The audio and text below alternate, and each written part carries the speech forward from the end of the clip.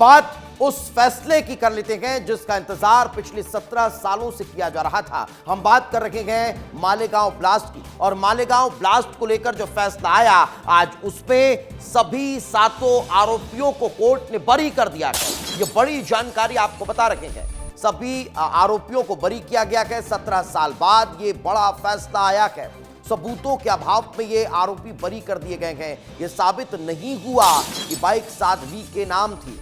ये भी साबित नहीं हुआ कि पुरोहित के खिलाफ आरडीएक्स लाने के सबूत, यानी कि पुरोहित ने आरडीएक्स लाए, ये सबूत भी नहीं मिले हैं। बाइक किसने खड़ी की, इसके सबूत भी हासिल नहीं हुए हैं। साध्वी प्रज्ञा समेत सभी आरोपी कोर्ट में मौजूद थे।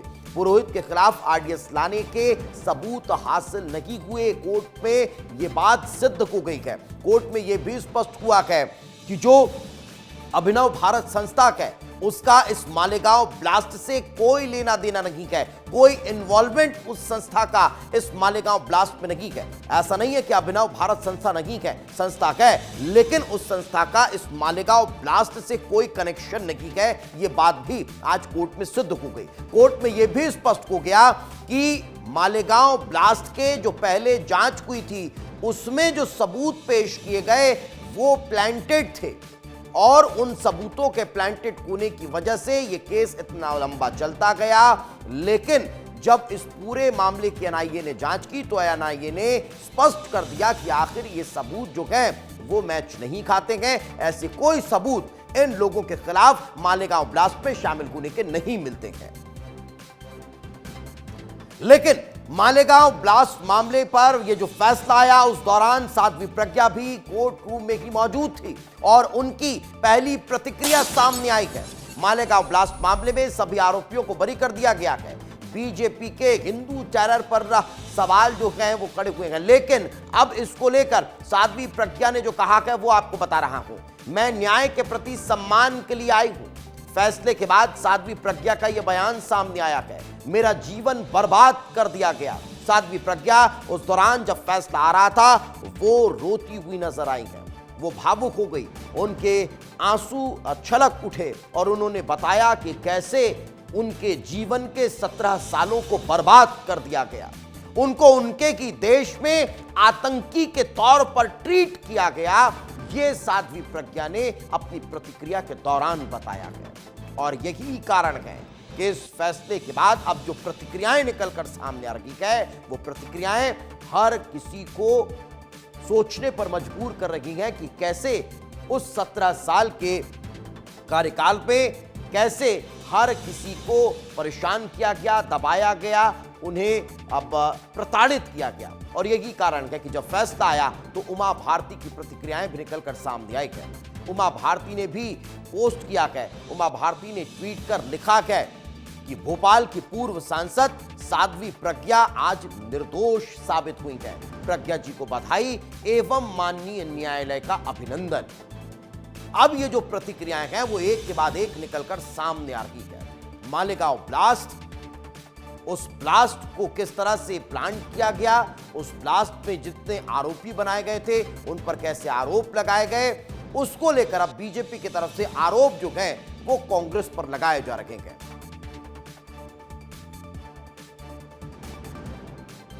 लेकिन चलिए, अब इसी फैसले पर पूर्व मुख्यमंत्री दिग्विजय सिंह की प्रतिक्रिया भी सामने आ चुकी है। दिग्विजय सिंह ने कहा है कि बीजेपी के हिंदू टेरर पर सवाल उठेंगे। कांग्रेस नेता दिग्विजय सिंह का बयान सामने आया और कहा कि ना हिंदू आतंकवाद मैंने पहले कहा और न मैं आज कहता हूं। मैंने कभी हिंदू आतंकवाद नहीं कहा, न हिंदू आतंकवाद न इस्लामिक आतंकवाद, कुछ नहीं होता है, ये दिग्विजय सिंह कह रहे हैं।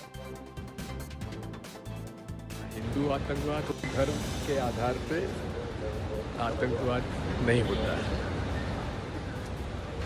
ना हिंदू आतंकवाद होता है, न इस्लामिक आतंकवाद होता है। धर्म के आधार पे आतंकवाद नहीं होता है। ना हिंदू आतंकवाद होता है, न इस्लामिक आतंकवाद। तो धर्म के आधार पर आतंकवाद नहीं होता है, ये दिग्विजय सिंह अब कह रहे हैं। जब यह मामला सामने आया तब यही चर्चा पूरे देश में छिड़ चुकी थी, और किसकी तरफ से छेड़ी गई थी वो भी आपको सबको पता है। और ये कहा गया था कि भारत में हिंदू आतंकवाद पनप रहा है। बीएचपी से विनोद बंसल जी हमारे साथ जुड़ चुके हैं। विनोद जी, बहुत बहुत स्वागत आपका। इस फैसले को कैसे देखा जाए? क्या ये फैसला ये सिद्ध करने पर अब नजर आता है, इस फैसले ने ये सिद्ध कर दिया है कि हिंदू आतंकवाद जैसा कुछ नहीं है, देश में जो नैरेटिव सेट किया गया था अब वो ध्वस्त हो चुका है? विनोद जी, देखिए, इतना ही नहीं, मैं कहूंगा कि ये हिंदू समाज के लिए एक संतोष की बात है और कांग्रेस के 4 कुकर्मों को एक साथ उसने एक्सपोज किया। इस फैसले से एक बात तो ये सिद्ध हुआ है कि जिसने कांग्रेस में पूरी एड़ी चूल्हे का दम लगा करके सारा राज्य का और केंद्र का नेतृत्व मिल करके हिंदुओं को और भगवा को आतंकवादी सिद्ध करने के लिए जुट गया था, वो उसकी उस थ्योरी की, उस कॉन्स्पिरेसी की टाइम फिक्स हो गई है। दूसरी बात ये कि इस हिंदुओं को फंसाने के चक्कर में जो रियल अपराधी थे, जो आतंकी थे, जिन्होंने विस्फोट किया, उनको बचाने का कुकर्म भी कांग्रेस ने किया है। तीसरा ये कि इस मुकदमे से एक और बात भी साबित हो गई है कि जिस तरह से देश की निष्पक्ष जांच एजेंसियों को भी पक्षपातपूर्ण बना करके और अपना राजनीतिक एजेंडे का मोहरा बना करके जिस तरह से कांग्रेस ने पेश किया, वो उसके लिए भी कांग्रेस को माफी मांगनी चाहिए। चौथी बात ये कि जिस तरह से कांग्रेस ने 17-18 साल तक हमारी पूज्य साध्वी को और सैन्य अधिकारी को, समाजसेवी बंधुओं को जिस तरह से फ्रेम करके अलग अलग तरीके की अमानवीय यातनाएं और प्रताड़नाएं दे करके उनके जीवन को नर्क बना दिया और जीते जी मृत्यु को वर्ण करने के लिए एक तरह से मजबूर कर दिया। इन सब चीजों के लिए कांग्रेस को साष्टांग दंडवत करके अभी सदन चल रहा है, उसी में माफी मांगनी चाहिए, न सिर्फ हिंदू समाज से बल्कि संपूर्ण देश से कि हाँ, हमने ये बहुत बड़ा पाप किया है, अपराध किया है और ये अक्षम्य अपराध है। इसके लिए मैं एक और बात कहूंगा कि अब इस समय सदन चल रहा है, सदन में एक प्रस्ताव लाना चाहिए और इसमें कांग्रेस को आतंकियों की जननी और हिंदू द्रोही पार्टी के रूप में डिक्लेयर करना चाहिए, जिससे कांग्रेस के कुकर्मों का पर्दाफाश हो सके और हिंदू समाज को सभी ऐसे कांग्रेसी नेतृत्व से सावधान रहने की मैं अपील करता हूं, जो कि लगातार हिंदुओं को 2 दर्जे का नागरिक, उनको अपराधी बनाने के लिए पूरी जान लगा देते हैं और दूसरी तरफ इस्लामिक जिहादियों के लिए कुछ भी करने को, कर गुजरने को तैयार रहते हैं। लेकिन विनोद जी, जो डेंट लगा 17 सालों में, चाहे हिंदुत्व को लेकर को, चाहे इन वो लोग, चाहे साध्वी प्रज्ञा को, चाहे कर्नल को, उन लोगों के जीवन को जिस तरह से 17 सालों तक के लिए अब बर्बाद कर दिया गया, वो कैसे पूरा होगा? अब उसकी वापसी कैसे होगी? वो डेंट कैसे हट पाएगा जो हिंदुत्व पर लगाया गया था, जो इन लोगों के परिवार ने झेला के, वो सब कैसे अब हासिल हो पाएगा? देखिए, दुनिया जानती है कि हिंदू जो है सहोदर की भावना में विश्वास करते हैं। हिंदू जो है वसुधैव कुटुंबकम और सर्वे स्वतंत्र निर्णय की बात करते हैं, जन कल्याण और विश्व कल्याण की बात करता है और उसी के लिए आजीवन सतत रूप से सक्रिय रहता है।